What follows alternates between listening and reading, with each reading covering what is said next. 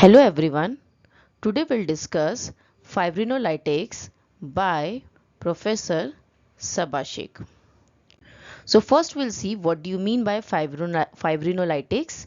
So fibrinolytics lyses the clot or thrombi by activating the natural fibrinolytic system. So in our body we have the natural fibrinolytic system.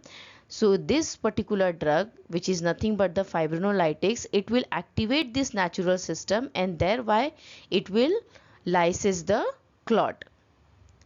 They are therapeutic rather than prophylactic. So basically it is used in the we can say the condition only and work by activating the natural fibrinolytic system.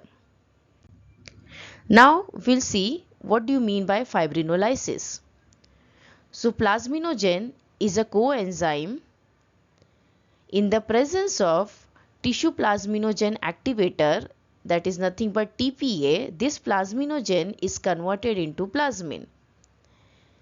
The plasmin then degrade the fibrin and thereby it will dissolve the clot. So this is the natural fibrinolytic system by which the clot is dissolved. So now we'll see fibrinolytics drugs. So it includes streptokinase, anistreptase, urokinase, tissue plasminogen activator, alteplase, duteplase, reteplase and tenecteplase. So now first we'll see streptokinase. So streptokinase is obtained from beta hemolytic streptococci which activates plasminogen. This streptokinase has one, we can say the limitation, that if the person has a previous streptococcal infection, then in such person there is a development of the anti-streptococcal antibodies will be there. These antibodies, it may persist in that person for about 5 years. And what is the function of this anti-streptococcal antibodies? These antibodies inactivate the large amount of streptokinase. So suppose such person requires the we can say the fibrinolytics drug. So what we will do, hence the thrombolytics are required during that period. So other like TPA or urokinase should be used, because as that person is previously infected with the streptococci, there is a antibodies present in that person, and this antibodies, what it will do, it will inactivate the large amount of streptokinase. This streptokinase also causes the hypotension. So this is the, we can say, one of the we can say the side effect of streptokinase. So now we'll see the mechanism of action of streptokinase. So plasminogen in the presence of streptokinase is converted into plasmin, and this plasmin degrade the fibrin and finally thereby it will dissolve the clot. So basically what is the function of streptokinase? That streptokinase is involved in the conversion of plasminogen to plasmin and thereby it will dissolve the clot. Now next is the anistreptase. So anistreptase is a form of streptokinase which is a long acting and can be injected in a single IV bolus. Hence it is more convenient to use. Next is urokinase. Urokinase is an enzyme prepared from the cultures of human kidney cell. It was first isolated from the human urine, hence it is name given as urokinase. It activates the plasminogen and it is more expensive than streptokinase.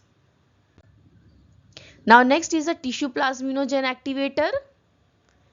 So tissue plasminogen activator preferentially activates the plasminogen. Again it will activate plasminogen to plasmin, and that plasmin ultimately dissolve the clot that is bound to fibrin, which means circulating plasminogen is largely spared. So what is the main, we can say the difference between this is that tissue plasminogen activator activates the plasminogen which is bound to fibrin only, whereas the circulating plasminogen is not at all affected by this TPA. Now next is the LT plus and DUT plus. So LT plus and DUT plus are TPA produced by the recombinant DNA technology, and they are very expensive. Next is a RET plus.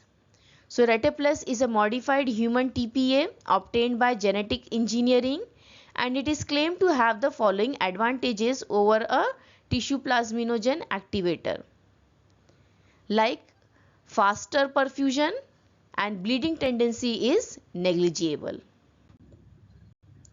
And the last one is Tenecte plus.